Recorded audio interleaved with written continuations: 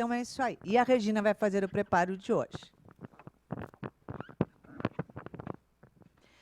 Boa tarde a todos, meus irmãos. No preparo de hoje, eu gostaria de fazer uma coisa um pouquinho diferente, porque quando eu li o texto de Joana, de hoje, eu gostaria que vocês pudessem sentir o que eu senti, porque ela nos faz um convite a um transporte, a uma meditação. Então, eu gostaria que todos fechassem os olhos enquanto eu faço a leitura do texto, que eu acho que vai ser uma forma da gente harmonizar bem gostosa. Tá ok? Então, vamos lá. O texto é de Joana, de Ângeles, né, do livro Vida Feliz, psicografia de Divaldo Franco. Então, o texto diz assim: caminha um pouco ao ar livre. Tranquilamente, redescobre a natureza que te abençoa a vida. Espairece, saindo desse turbilhão em que te encontras e deixando a imaginação voar. Evita os lugares movimentados para o teu passeio e aspira o oxigênio balsâmico da floresta, da montanha, do mar. Refaze conceitos, acalma-te e abençoa a vida na forma como se te apresente. A tua presente existência é rica do que necessitas para ser feliz. Bem, agora podemos abrir os olhos. Eu, quando li esse texto, eu senti a emoção de um transporte a um lugar lindo da natureza. Então, por isso que eu pedi para vocês fecharem os olhos, para vocês sentirem a mesma coisa que eu senti. Porque Joana aqui nos convida, nesse momento tão turbulento que o país está passando, né?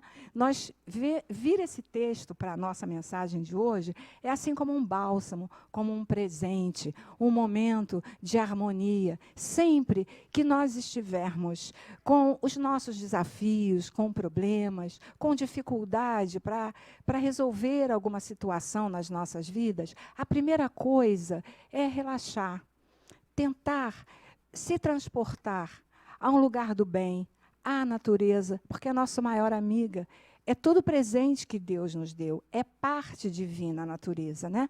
E Leon Denis, no livro Grande Enigma, ele tem um capítulo que é uma parte do livro dele que se chama O Livro da Natureza, onde ele fala do mar, fala das florestas, fala das montanhas, que ele gostava de visitar nas suas viagens. E aí ele se transportava, e ele dizia que é quando ele sentia Deus, a maior presença de Deus na vida dele.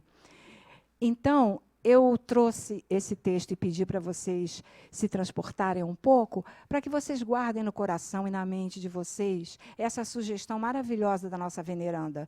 A cada momento que a angústia, que a dúvida, que a situação estiver um pouco difícil, antes de tomar uma decisão, vamos nos transportar, consultar ao coração e consultar também a natureza, esse presente que Deus deu para nós, né? Nosso planeta azul. Uma boa palestra a todos.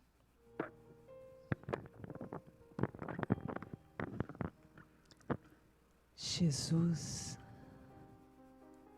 bondoso mestre, amigo,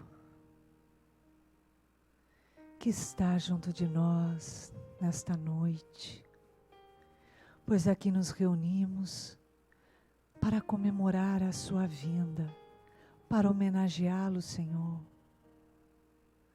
pois tantos ensinamentos e exemplos nos trouxestes.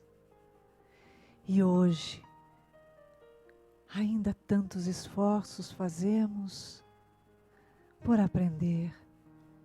Abençoa-nos, trazendo-nos a serenidade. E assim pedimos à nossa mentora Joana de Ângeles, que com o seu carinho e o seu amor, envolva o Nelson Tavares, trabalhador da casa, nos ensinos que ele nos traz hoje, sobre o nosso Mestre Jesus. Graças a Deus.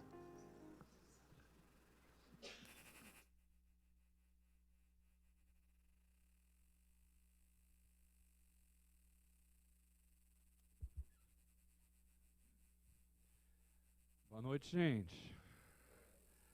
Tá sem voz ainda, Jana.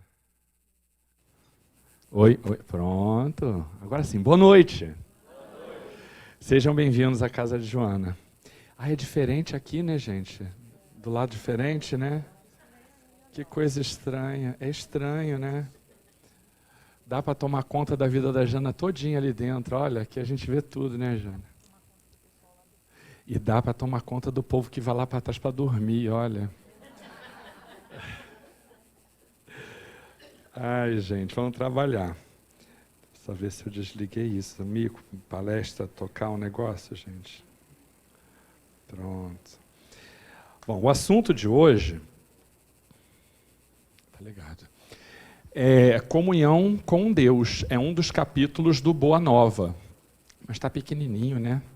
Pois podia aumentar, Jana. Não dá para aumentar, não? Jura? Então tá bom. Então, comunhão com Deus é um dos capítulos do Boa Nova. Vocês já devem ter sido apresentados, né, o Boa Nova, e quem ainda não tem o Boa Nova, vale a pena tentar ler o Boa Nova. É um livro magnífico. Eu digo que há informações da doutrina espírita que eu só li ali, não consegui ver em nenhum outro lugar.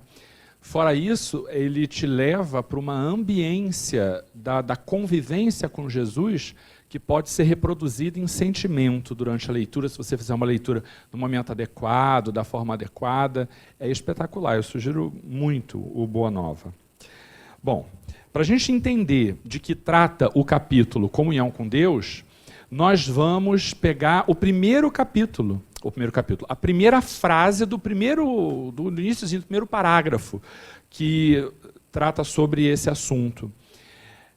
Vai estar escrito assim, né? A gente já sabe que é a psicografia do Chico e o texto é do Humberto de Campos. Então deixa eu fazer uma coisa. Ainda mais que agora eu estou magro, Duda. Você não está entendendo. Tira a foto de lado, Duda, porque... Gente, emagreci 7 quilos. Tô falando, neste mês emagreci 7 quilos. Não está entendendo. Bati a minha meta não, tá? Mas tô a caminho. Então agora pode tirar foto, Duda. Tira. Pronto. Viu? E posta lá assim, tá? Não faz aquela coisa mais intimista assim só. Pode fazer uma coisa mais, tá? Por favor. Né, Jana? Minha meta é a Jana. Já viu como é que a Jana também está magra, linda? Um espetáculo. Aí, olha só. Humberto de Campos. As elucidações do mestre relativamente à oração sempre encontravam nos discípulos certa perplexidade, quase que invariavelmente em virtude das ideias novas que continham. Se vocês observarem André Luiz nos livros da série A Vida no Mundo Espiritual, a gente tem muita prece ali. Antes de começar trabalho, quando encerra trabalho, prece o tempo inteiro. André Luiz se espanta descrevendo, muitas das vezes estupefato, as coisas que ele observava do ponto de vista espiritual durante as preces. Ele se encantava com a emissão de luzes, com a sensação, com a vibração, com muitas das vezes caírem pétalas e várias outras formas de fluidos sobre aqueles que se encontravam naquele trabalho. Veja, mesmo um espírito experimentado como André Luiz, durante as muitas ocorrências de prece na coleção A Vida no Mundo Espiritual, ele se surpreendia com o poder da prece. Imagine, então, os discípulos encarnados e ainda sem esta visibilidade que apenas na condição de espírito liberto eles poderiam ter. Então, Jesus, muitas das vezes, insistia na importância dessa comunhão com Deus, daí o título do capítulo, dessa comunhão com Deus e com os benefícios que a prece, que a oração trazem para cada um de nós. E ele ficava, em alguns momentos, ele fica chateado. Jesus se chateia com João, especificamente, que é o seu interlocutor nesse capítulo, porque João recebe uma aula de Jesus sobre prece. Jesus faz ali uma fala para ele, muito clara, e ele manifesta assim, mas mestre, em algum momento ele me explica melhor tal coisa, porque para mim eu ainda não consigo enxergar como é que isso aqui acontece. Jesus fica bravo, porque ele diz assim, mas não é possível, já disse, já expliquei e tal. E no dia seguinte explica de novo, né? Como todo bom mestre, no dia seguinte vai lá, tem uma nova oportunidade, ele faz uma metáfora e João diz, agora eu entendi. E é sobre isso que trata este capítulo, sobre a importância e o poder que possui a prece. A gente vai, para refletir sobre isso, para estudar isso, primeiro por Evangelho segundo o Espiritismo. Deixa eu puxar para cá, que o povo ali tem uma dificuldade de ver, né? Para quem não sabe, o Evangelho tem, lá na parte final, uma coletânea de preces. Na verdade, a orientação deles no prefácio é de que não precisa ter coletânea, porque prece não precisa ser ensaiada, não precisa ter palavra certa, não tem nada, nenhuma formalidade que seja indispensável para a realização da prece. Muito pelo contrário. O que a gente precisa para fazer uma boa prece é ligar-se, daí eu repito o nome, comunhão com Deus, é ligar-se a Deus com sinceridade de sentimentos. Não existe nenhuma formalidade de distanciamento, daí muitas pessoas falarem que conversam com Deus, né? Que é realmente uma ligação de muita intimidade, o momento da prece. Então eles fazem uma enorme ressalva de que não existe fórmula mágica para a prece, mas os espíritos reconhecem que muitas pessoas têm sim uma limitação real de fazer prece, porque ela não sabe por onde começar e por isso não ora. Então por isso eles oferecem algumas sugestões de preces para inúmeras situações. E começam com a mais importante de todas, as preces feitas, pré-formatadas, que é a oração dominical, chamada Pai Nosso. Por quê? Primeiro, porque foi sugerida por Jesus, e em segundo lugar, porque, dizem os Espíritos, ela tem o formato, vamos chamar assim, daquilo que é o ideal em prece, se é que, repito, existe a ideia, né, de formalidade ideal em prece. Então, o Livro dos Espíritos, o Evangelho segundo o Espiritismo, vai dizer que os Espíritos recomendam a oração dominical para encabeçar exatamente para você perceber o que é fazer uma prece.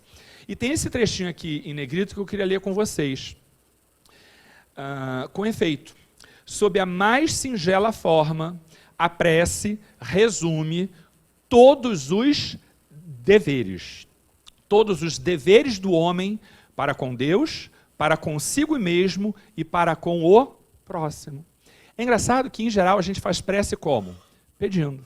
Em geral, quando as pessoas rezam, elas rezam para pedir. E quando agradecem e pedem, em geral, assim, agradeço por tudo, meu Deus, e quero te pedir, te pedir, te pedir, te pedir, dá-lhe pedir. Né? E pede, pede, pede. E agradece muito rapidinho e pede muito. Em geral, é essa a informação que a gente tem, e esse foi também o caminho que eu sempre fiz, né? A gente tem as nossas angústias, quando a gente para conversar com Deus, na condição de filho, a gente quer listar as coisas de que a gente precisa. E, na verdade, a gente está percebendo aqui, pela instrução dos Espíritos, os benfeitores falam que a prece é a mais singela forma de você compreender os teus deveres. Os teus deveres para com Deus, para consigo mesmo e para com o semelhante. Isso já dá um tom do que a gente vai falar hoje. Vocês vão ver que pelo Boa Nova, pelo Evangelho e por Francisco de Assis, numa obra que eu vou recomendar para vocês, a fala o tempo inteiro de prece é a melhor oportunidade de você compreender quais são os teus deveres. Porque enquanto a gente em prece vai pedir alguma coisa a Deus que a gente ainda não teve, ou a gente está impaciente, querendo antes da hora, ou a gente está querendo alguma coisa que não nos pertence e que não é boa para a gente. Mas quando a gente passa a entender quais são os nossos deveres, a gente começa a entender o porquê de todas as coisas que acontecem na nossa vida, ou pelo menos a gente tem pistas. Mas você deve estar pensando aí, é porque você não sabe as dificuldades que eu passo. Você não sabe por que eu peço, porque a minha vida não é fácil. É natural que todo aquele que se sente premido pelas necessidades, pelas dificuldades da vida, queira pedir a Deus. Queira pedir a Deus que... Está vendo? Desliguei o meu.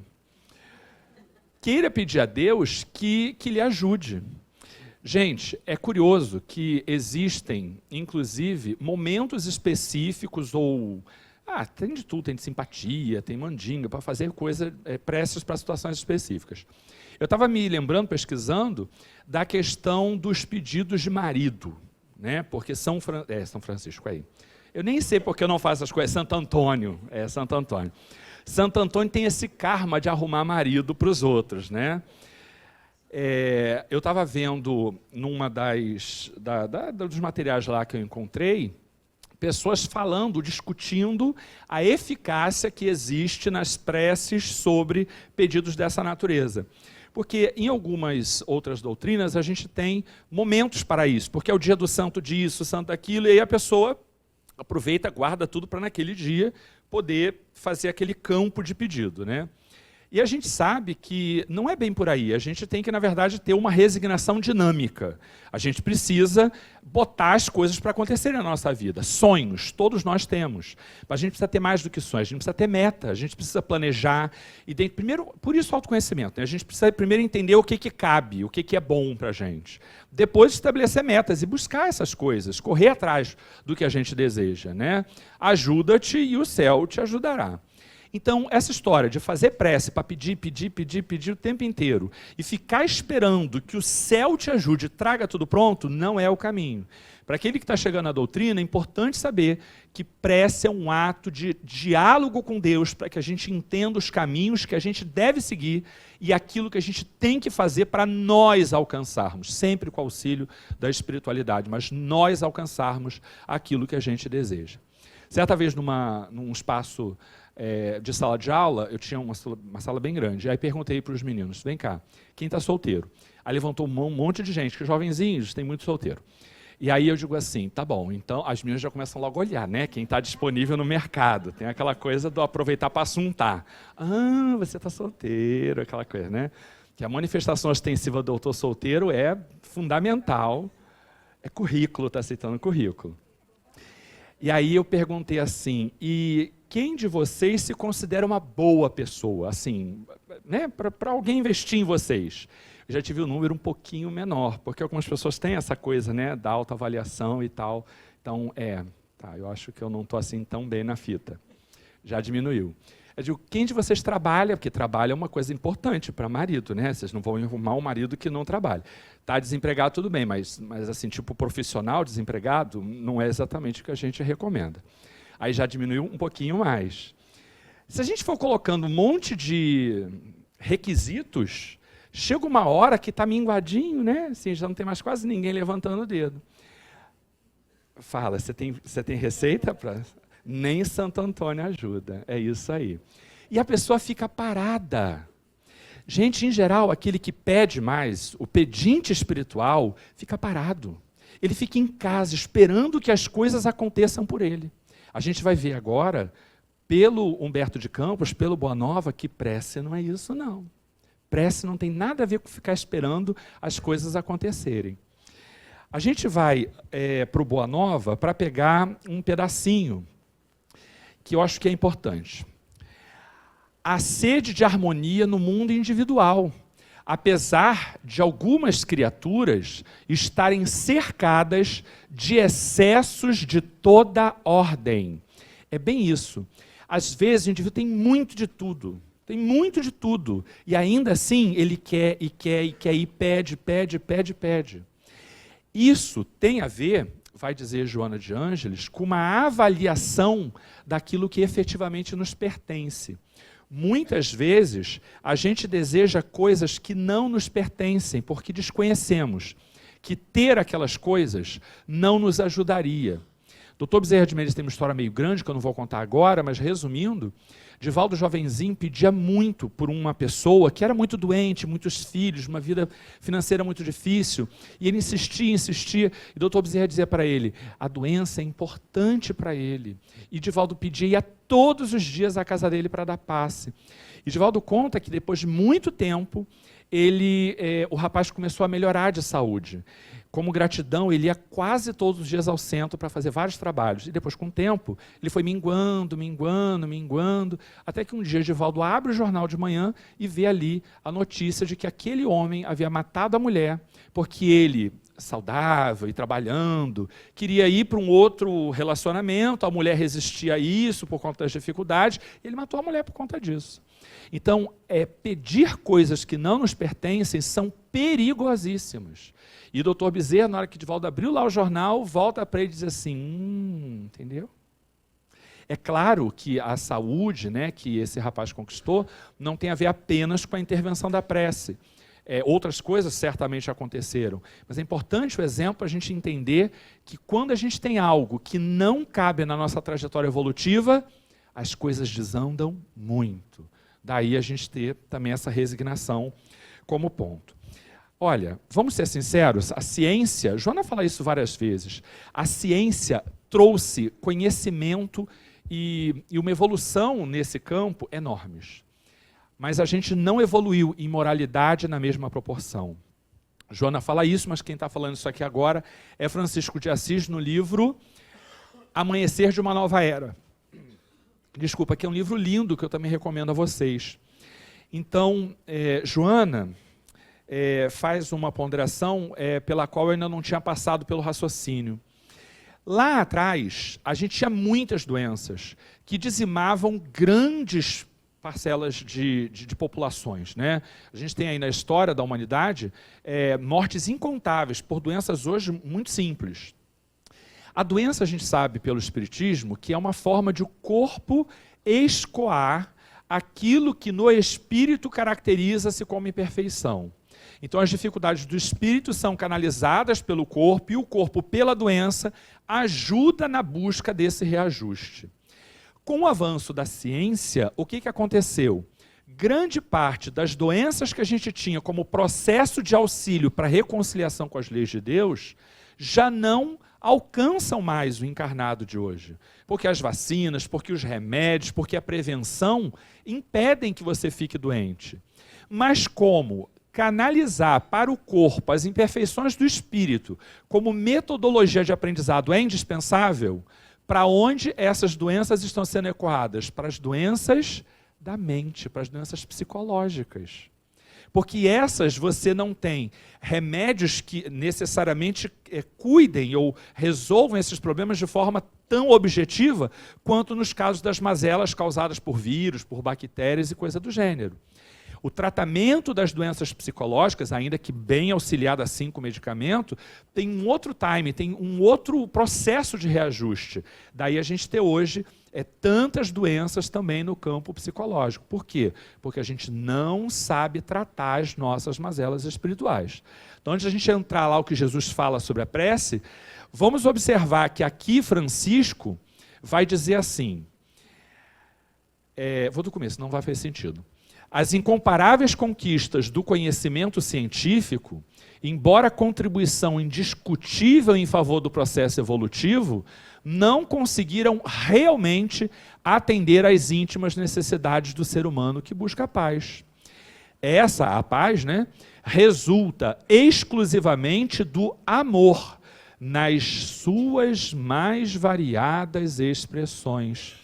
Desde aquelas que dizem respeito à própria iluminação, quanto a que se exterioriza em favor do próximo. Isso significa renúncia, abnegação, devotamento e, sobretudo, vivência da caridade. Já deve ter ficado claro que paz, saúde, tudo isso que a gente busca no momento de prece não é alguma coisa que a gente ganha sem mérito. A gente só consegue buscar a melhoria da nossa vida atuando. E, gente, não tem jeito.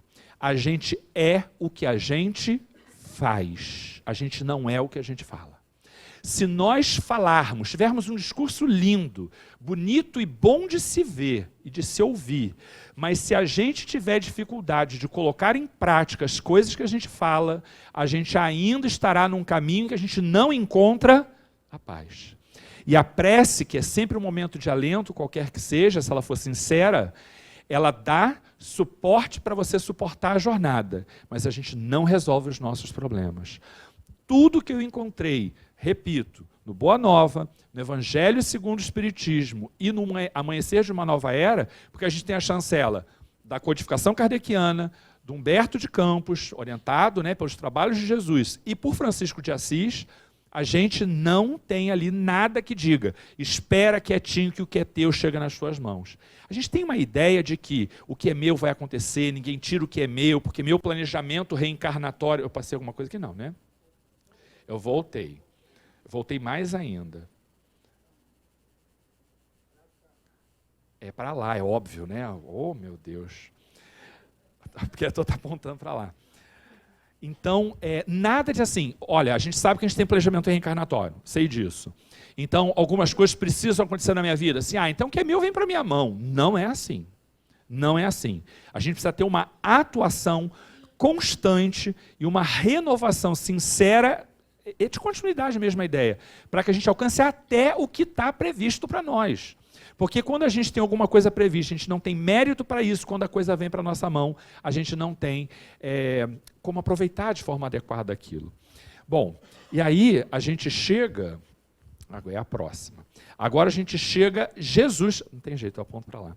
Agora a gente tem Jesus falando para João, lá no Boa Nova, o que é fazer prece. Olha Jesus. Por prece, devemos interpretar todo o ato de relação entre o homem e Deus. Devido a isso mesmo, a oração é sempre um esforço da criatura em face da providência divina. Eu vou repetir. A oração é um esforço da criatura em face da providência divina. Os que apenas suplicam podem ser ignorantes. Os que apenas ficam louvando a Deus, esses podem ser preguiçosos. Mas todo aquele que trabalha pelo bem, com as suas mãos e com o seu pensamento, a esse é o filho que aprendeu a orar. É o filho que aprendeu a orar. Na exaltação ou na rogativa, porque em todas as circunstâncias ele será fiel a Deus, consciente de que a vontade do Pai é mais justa e mais sábia do que a sua própria vontade. Vamos fazer uma fala, portanto, da importância de atuar, de a gente não ficar esperando as coisas virem nas nossas mãos. Aquele que tem dor, aquele que está doente, é muito justo que ele queira ficar curado. Mas é importante saber que a culpa precoce, ela não alcança o fim maior. A gente tem muito medo da destruição do corpo físico, porque a morte é alguma coisa que ainda tem um peso relevante para o encarnado, e é natural por conta da lei de conservação. Porém, a doença tem uma proposta muito maior do que a cura. A doença tem a proposta do aprendizado definitivo na história do espírito imortal. E assim também todas as outras dificuldades. Eu diria que uma das mais recorrentes reclamações que a gente tem escutado é sobre desemprego. E não só o desemprego, mas a baixa qualidade de vida por conta da redução do que aquelas famílias estavam acostumadas a receber e vêm recebendo agora.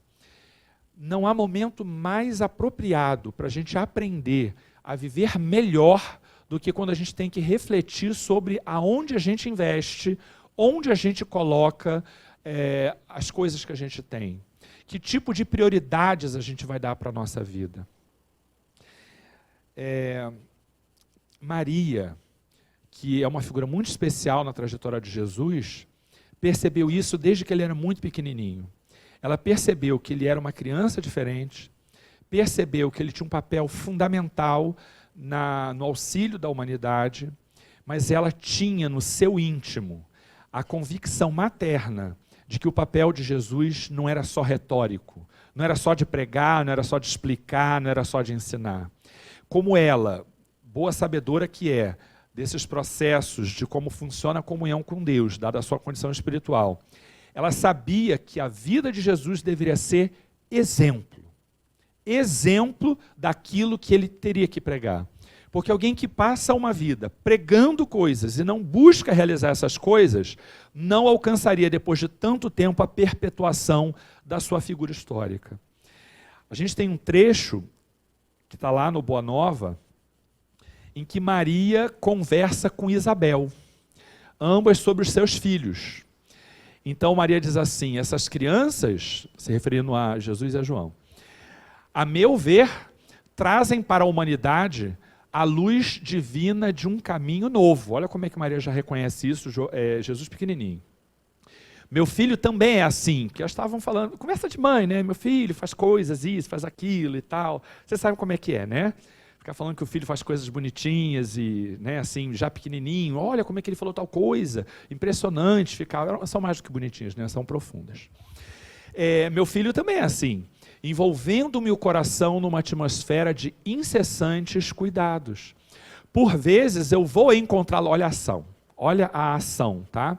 Por vezes vou encontrá-lo em conversação profunda com os viajantes que demandam a Samaria. Quase sempre surpreendo-lhe a palavra caridosa que dirige às lavadeiras, aos transeuntes, aos mendigos sofredores.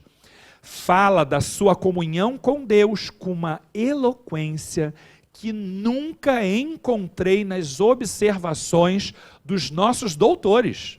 E constantemente ando a cismar em relação a seu destino. Olha o coração materno.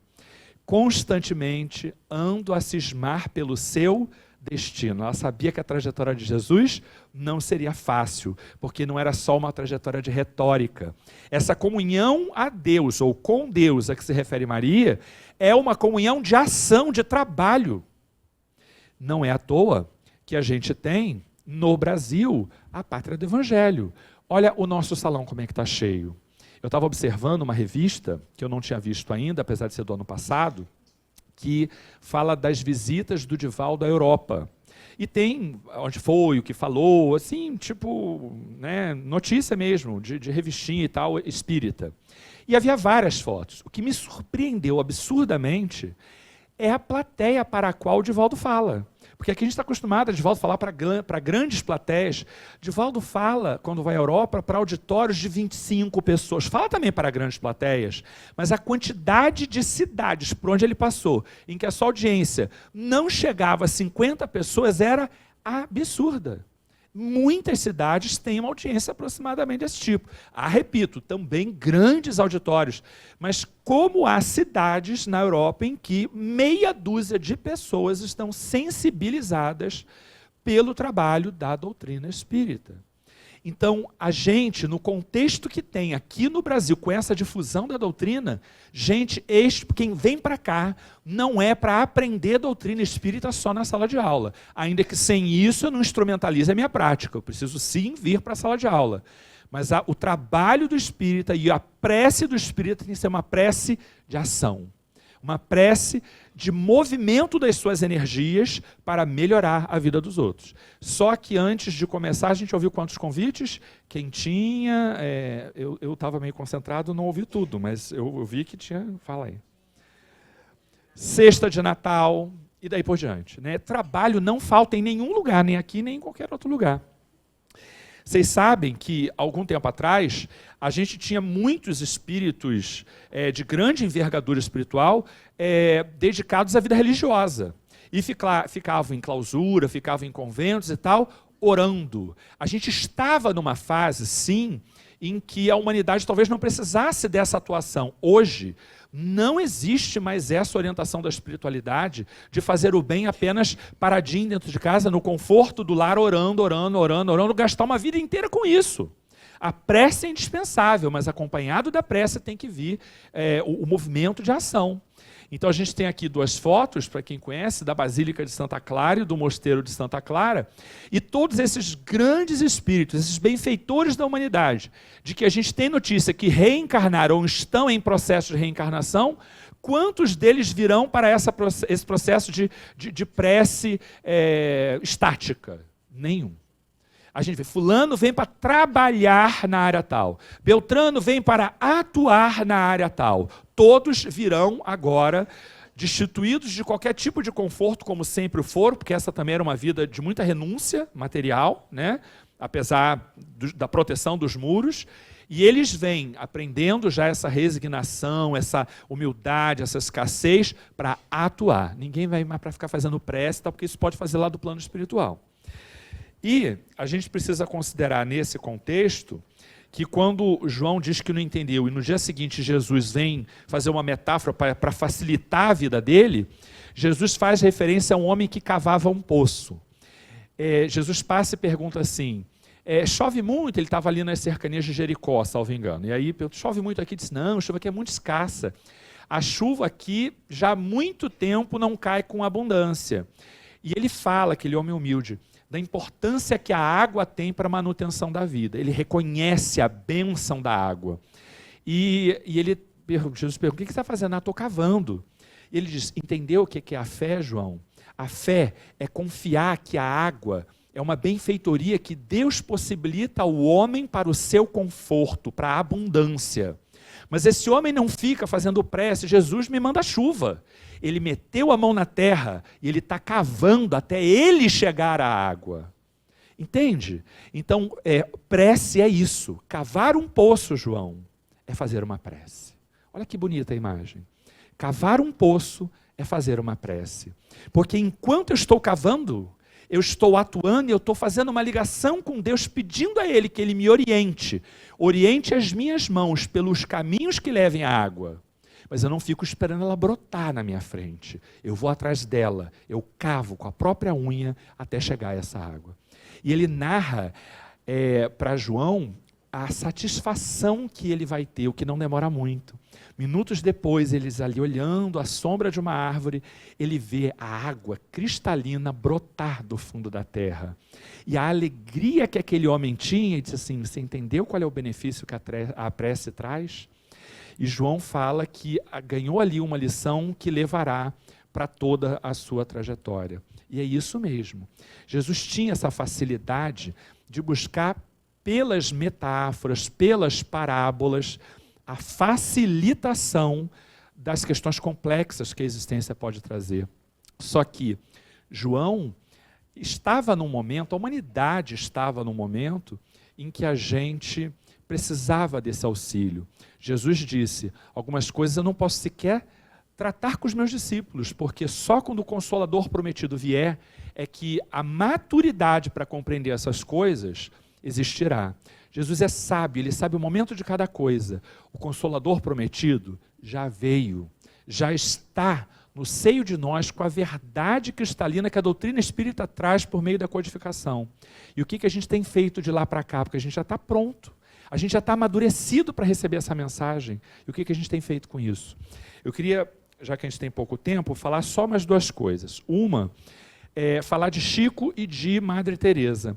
Madre Teresa, todas as vezes que tentavam exaltar o trabalho dela, porque o povo gosta de chegar para exaltar o trabalho dos outros, o que é péssimo, porque incita a vaidade. Aquele que faz um trabalho verdadeiro merece que as pessoas reconheçam o seu trabalho, mas que elas não exaltem a sua vaidade, porque a vaidade é sempre uma tentação. O mesmo Jesus rechaçou Pedro, salvo engano, quando ele vem dizer, não, mas tu não merece isso, sai de mim, porque tudo que eu tenho eu mereço, porque o Pai é sábio. Então, ela falava, as pessoas elogiavam muito, e ela dizia, eu sou uma gota de água no oceano, e não queiram acreditar que ela fazia isso de tipinho, sabe? Tipo, não, que isso, eu não, sou só uma gotinha. É porque reconhece, o espírito evoluído reconhece que o muito que ele faz é nada diante do potencial que outros espíritos muito mais adiantados podem fazer. Então, o trabalho de Madre Teresa, ela mesma, comparada com o potencial de trabalho de Jesus, ela reconhece isso, é ínfimo. Então, ela se reconhece na sua pequenez. A mesma coisa é Chico. Uma vez perguntaram, Chico, como é que vai ficar o espiritismo depois que você desencarnar, homem? Porque não tem sucessor para você. E ele dizia claramente, querida, fique tranquilo, que morre um capim e nasce outro. Viu que bonitinho, Chico, o capim? A gente é o quê, né? Tá? Alguém quer desabafar? Não, né? Se ele é o capim, eu sou o adubo, né? Porque, né, para poder fazer o capim ali florescer, né? É bravo isso. Mas ele tem dimensão disso, não é tipo, repito, ele tem dimensão da sua pequenez, ainda que diante de nós ele seja tão grande, né? E queria fazer referência a Joana. Tem um texto da Joana que tem como título Espinhos na Jornada Cristã. Olha só o que Joana vai falar, que importante. Na aparência, a água destilada e o ácido sulfúrico têm a mesma apresentação. Para começar, a gente convive com muitas pessoas o tempo inteiro. E a gente, destreinado das questões superiores, ainda tem muita dificuldade de discernir uma coisa em relação à outra. A gente está muito acostumado a acreditar no discurso. A gente está muito acostumado a perceber as pessoas mais pelo que elas dizem e menos pelo que elas são. Até porque a gente não medita, a gente tem pouco hábito da meditação, da prece-meditação, né? Não da prece caritas, da prece da ação, mas da prece, essa mesmo, da introspecção, quando a Regina, Joana, graças a Deus, não, olha, elogio, viu? Quando Regina vem falar, fecha os olhos, entrem nessa sintonia, dessa prece-reflexão. É engraçado que algumas pessoas desabituadas a essa prática, quando param para rezar, o que elas fazem? Dormem, porque não aguentam. Quando você entra em contato com essa realidade, que o contato com a divindade te favorece, a gente não aguenta, e muitos dormem, não é só por falta de hábito não, é por não suportar as realidades que nos são intuídas de alguma maneira pela espiritualidade. A fuga psicológica pelo sono é um mecanismo, sim, que leva algumas pessoas. Há também sono por outras razões, né? Mas essa é uma das possibilidades, sim. E Joana vai dizer, discernir uma coisa da outra é imprescindível. Em tempos difíceis como esses, saber discernir uma coisa da outra é fundamental. Esse é um exercício que merece a nossa atenção. Joana continua dizendo, as plantas carnívoras atraem as suas vítimas exalando suave e doce perfume. O sol que aquece a vida, não se engane, ele mantém a vida, mas ele é também portador de raios infravermelhos e ultravioletas que danificam e causam câncer. Sorrisos de amabilidade também ocultam infames traições e crueldades. A calúnia, a perversidade, a perseguição, diz ainda Joana, nem sempre se apresentam com as características que lhes são peculiares, mantendo-se ocultas nos seus disfarces. Resumindo, Joana vai dizer assim, trabalha e não se deixe levar pelas aparências. Não se deixe seduzir pelo que não é definitivo. Nem pelas pessoas, nem pelas coisas. Porque se a gente não perceber o que é definitivo, a caminhada que a gente planta não vai ser das melhores. E a prece que a gente realiza não nos conduz ao bem que a gente deseja. Tá bom? Bom, fechou. Acabou, já passei do meu horário, né? Para a gente fechar com essa imagem. Mar calmo não faz bons navegadores. Se a vida está difícil, a gente está tendo um curso intensivo de boa navegação, que a gente aprenda a aproveitar os bons momentos, tá bom? Deus abençoe a todos.